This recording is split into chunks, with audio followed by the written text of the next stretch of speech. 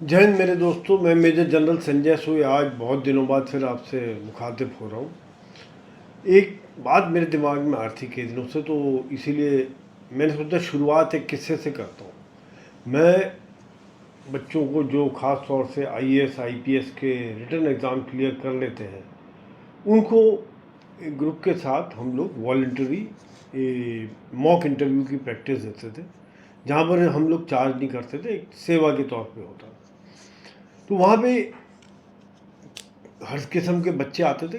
काफ़ी बच्चे गरीब परिवार से भी आते थे, जिनसे वो लोग भी कोई पैसा नहीं लेते थे, और किसी के पिताजी पेट्रोल पंप में अटेंडेंट, किसी के पिताजी मजदूर, कोई खेती में, गांव में दुकान, मतलब सभी बैकग्राउंड के बच्चे, कुछ अच्छे भी और कुछ आर्थिक तौर पे कमज़ोर भी थे।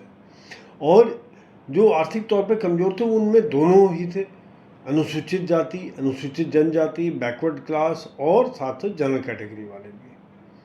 मैं एक दिन इंटरव्यू ले रहा था तो एक बच्चा आया, बहुत अच्छा बच्चा, पढ़ने लिखने में कॉन्वेंट स्कूल का पढ़ा हुआ, दिल्ली यूनिवर्सिटी से उसने डिग्री हासिल की हुई, फिर इंजीनियरिंग भी की हुई। इंटरव्यू के लिए आया वो। तो जब मैंने फॉर्म देखा तो काफ़ी उसकी पर्सनैलिटी देख के भी काफ़ी इम्प्रेस था मैं। काफ़ी अच्छी इंग्लिश और very well dressed, very smart, बहुत बढ़िया था। तो जब मैंने उसका फॉर्म देखा तो उसमें देखा कि वो अनुसूचित जाति के थे और वो रिजर्वेशन क्लेम किया हुआ था। तो मेरे दिमाग में एक बात आई कि देखिए, और बच्चे भी आए हैं, अनुसूचित जाति के ही बच्चे आए हैं, जिनके पिताजी के पास इतनी क्षमता नहीं है कि किस प्रकार से बच्चे को एक अच्छी शिक्षा दे पाएँ। वो सरकारी स्कूलों से पढ़े हुए हैं, सरकारी यूनिवर्सिटी से उसने बड़ी मुश्किल से ग्रेजुएशन किया, कहने कुछ काम भी कर रहे हैं और अपनी मेहनत से रिटर्न पास कर लिया। अब इंटरव्यू में जा रहे हैं, ज्ञान तो है, मेहनत से ज्ञान हासिल किया है। पर जब मैं देखता हूँ कि यहाँ एक बच्चा जो अनुसूचित जाति का, जिसको सारी फैसिलिटी मिली हुई है, जो सेकंड या कोई थर्ड जनरेशन के बच्चे थे कुछ, जो कि एक फाइनेंशियली मेरे से बेहतर थे, वो रिजर्वेशन क्लेम कर रहे हैं। तो मेरे दिमाग में आ रहा था कि ये बच्चे देखिए किसका हक मार रहे हैं। ये हक मार रहे हैं अपनी ही अनुसूचित जाति के, जो गरीब घर का बच्चा है, जिसको चाहिए रिजर्वेशन। मैं ये कह रहा हूँ, रिजर्वेशन चाहिए।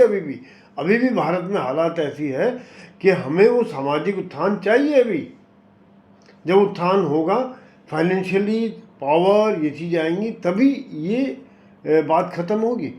पर वो तो कहाँ खड़ा हुआ इनके सामने। तो ये कुछ ही परिवारों में लिपट के रह गया ये आरक्षण। मेरे हिसाब से तो उन्हें नहीं मिलना चाहिए, क्योंकि जो आर्थिक रूप से समृद्ध हैं, अच्छे हैं, और जो अपनी पढ़ाई और हर तरह से बेहतर कर सकते हैं, उन्हें रिजर्वेशन और या आरक्षण नहीं मिलना चाहिए। आरक्षण उन्हें मिले जो अनुसूचित जाति, अनुसूचित जनजाति, बैकवर्ड क्लास के हैं और गरीब भी हैं। मुझे बल्कि इससे एक किस्सा और याद आ रहा था कि दो वीर नारी, उनको जानता हूँ मैं। एक की दो बेटी, एक बेटी थी। वो बहुत, जब छोटे थे बच्चे, तभी उनके पिता देश की रक्षा करते हुए उन्होंने अपनी जान की कुर्बानी दी थी और अपना सर्वोच्च बलिदान दिया था। पर दोनों ही महिलाओं ने, जब बच्चे बड़े हुए, 10th 11th में आए, जब उनका एक समय आया कि कॉलेजेस में एडमिशन लिया जाए, तब उन्होंने रिजर्वेशन या परसेंटेज में जो बेनिफिट मिलता है वो लेने से मना कर दिया। वैसे ही मैंने बातों बातों में पूछा कि ऐसा क्यों किया आपने। तो उनका कहना था कि आज अगर हम ये बेनिफिट लेते हैं तो बच्चे उतनी कम तैयारी करेंगे। वो उसका एक बेंचमार्क जो है वो नीचे ही हो गया, पहले नीचे सेट हो गया। तो अल्टीमेटली तो ज्ञान प्राप्त करना है। बच्चा ज्ञान प्राप्त करके जब कुछ करने जाता है, जब कोई पद हासिल करता है, तो वो फिर उसकी नॉलेज अच्छी हो जाती है, और उसके बाद में वो फिर जब समाज को रिटर्न करता है या उस पद के लायक बन जाता है, तब वो अपनी जिम्मेदारी को ठीक तरीके से निभा पाता है। तो यहाँ पर मैं दूसरा भी एक सवाल डाल रहा हूँ बीच में, जिसमें आपके विचार चाहिए होंगे कि जो रिजर्वेशन मिलता है उसमें कहीं ना कहीं कट ऑफ मार्क्स के साथ कोई डिफरेंस का हिसाब किताब होना चाहिए कि जैसे अगर जनरल कैटेगरी में लास्ट सपोज 75% आ गया तो इनको 10% और कि 65% तक तो नंबर लाने हैं। मैं कह रहा हूँ कि बेनिफिट हो, रिजर्वेशन भी हो, लेकिन कहीं कहीं नंबरों का भी एक कट ऑफ रहे। 65-60 वो अभी विचार करने वाली बात है कि जब हमारी कमेटी बैठे, जो सरकार को मैं ये अगर बात सुनाई होती है तो ताकि एक बैलेंस रहे, मेरिट भी रहे और यानी कि एक गुणवत्ता भी रहे और एक तरह से रिजर्वेशन भी मिले, आरक्षण भी मिले।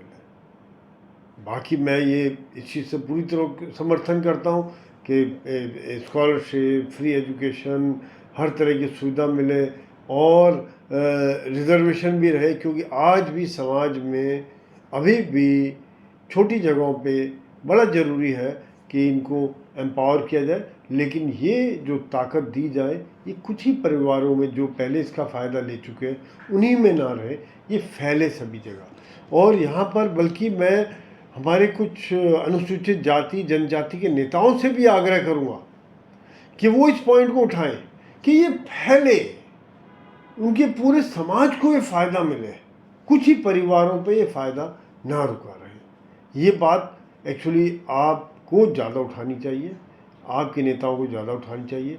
मैं तो उठा ही रहा हूँ, लेकिन मेरी बात कितनी सुनी जाएगी, लेकिन जब आप उठाएंगे और एक उसकी जो एक्सेप्टेंस समाज में होगी वो अलग बात हो जाएगी। आपके जो भी विचार हो इस पर डालिए, कमेंट डालिए, अच्छे हों ख़राब हों, अच्छा ना लगे हो मेरा विचार वो भी डालिए, ताकि एक बात निकल के आती क्या हम इसमें और क्या कर सकते, क्या इस विचार से भी कुछ अलग विचार लें। तो कृपया करके अपने विचार ज़रूर लिखें। बाकी अभी ये मैंने सोचा अपने विचार शेयर करूं। बहुत बहुत धन्यवाद।